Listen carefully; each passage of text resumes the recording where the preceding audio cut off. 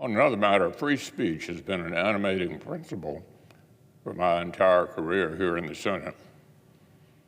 I'm second to no one in my defense of the First Amendment. So I found the recent habit of the federal judiciary's bureaucracy to try and abridge its protections alarming, to say the least.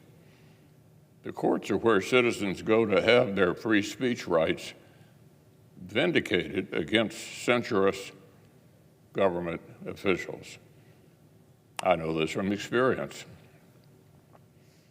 I sued to stop the anti-speech campaign finance rules signed into law by President Bush. And I took it all the way to the Supreme Court. But where do people go when the courts decide to behave like any other branch of government? When they put other interests over the First Amendment? Even having to ask the question is troubling. Two of my colleagues and I recently wrote to the head of the Standing Committee on Federal Rules to express our opposition to the proposed amendment to the rules governing appellate courts. The amendment is the result of persistent bullying of Senate Democrats, and it would force parties seeking to be heard as friends of the court to disclose their donors in certain instances. The forced disclosure of donors is a long-standing offense against the First Amendment. This has been abundantly clear since Senator Justice Harlan eloquently explained it in NAACP versus Alabama. The courts only tolerate forced disclosure in cases of actual candidate electioneering to ensure election integrity. But court cases aren't elections, and friends of the court are not candidates. And the fact that the Appellate Rules Committee doesn't understand this and wants to chill free speech by mandating donor disclosure is a shocking reversal of NAACP versus Alabama. That's why my colleagues and I encourage the Standing Committee, the Judicial Conference, and the Supreme Court to scrap this unconstitutional amendment. Unfortunately, there's even more. Another committee in the Judiciary Bureaucracy, the Codes of Conduct Committee, recently amended one of its advisory opinions to prohibit law clerks from seeking political employment.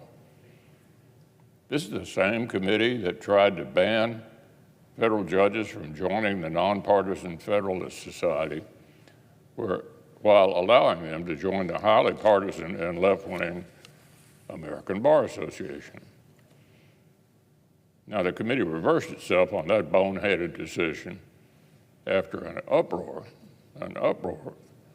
from the judges of all political stripes. In its new advisory opinion, the committee concluded that clerks could seek employment from law firms, impact litigators, elected officials, and the government, but they cannot even talk to political parties or candidates for office about a job. Doing so, they conclude, quote, risks linking the judges' chambers to political activity, which could compromise the independence of the judiciary. Mr. President, consider just how absurd this is. First, political activity is at the core of freedom of speech.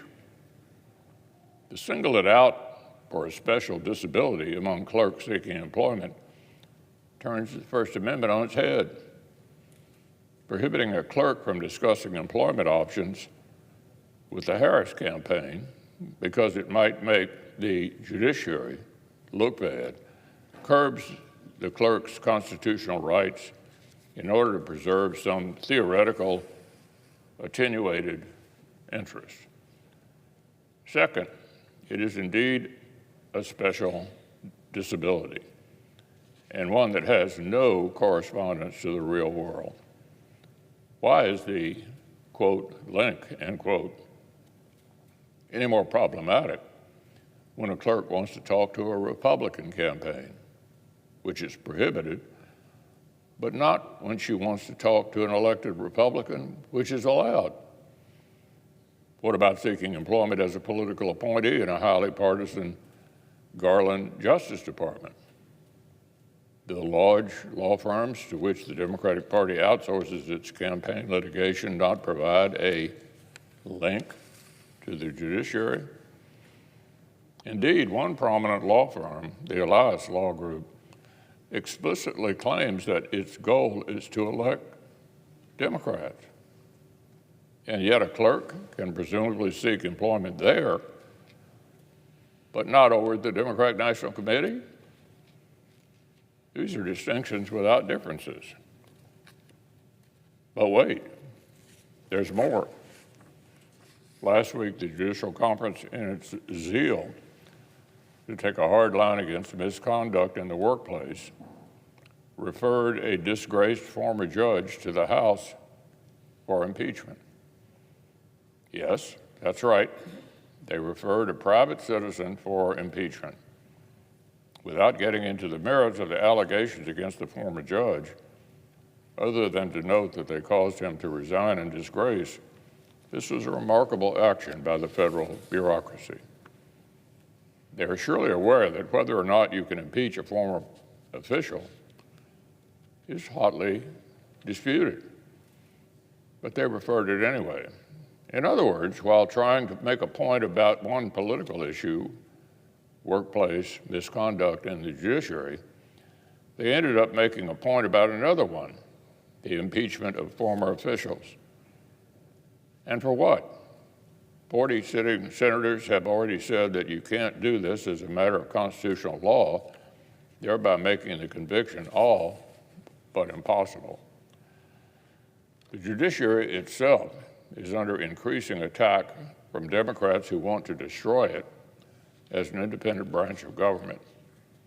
And the judicial bureaucracy seems desperate to appear apolitical. It's been taking affirmative steps to virtue signal on issues that matter to Democrats, from Federalist Society membership to single judge divisions to amicus disclosure. It would be one thing if this were empty virtue signaling, but we're talking about behavior increasingly in tension with constitutional provisions, including First Amendment rights. So my advice to the Judicial Conference is this: the way to avoid getting involved in politics is to avoid getting involved in politics.